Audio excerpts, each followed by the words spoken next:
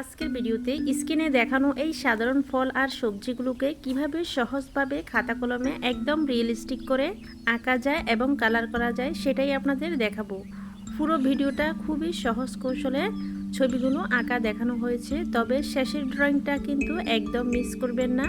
সেটি কেমন হলো জানতে ভিডিওটি শেষ পর্যন্ত দেখুন।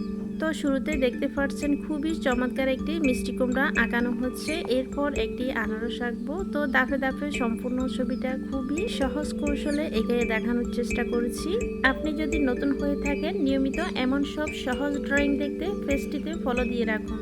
আর আজকের এই সম্পূর্ণ ড্রয়িংটি আপনাদের কেমন লেগেছে অবশ্যই কমেন্টে জানাতে ভুলবেন না। ভালো লাগলে বন্ধুদের মাঝে শেয়ার করতে পারেন।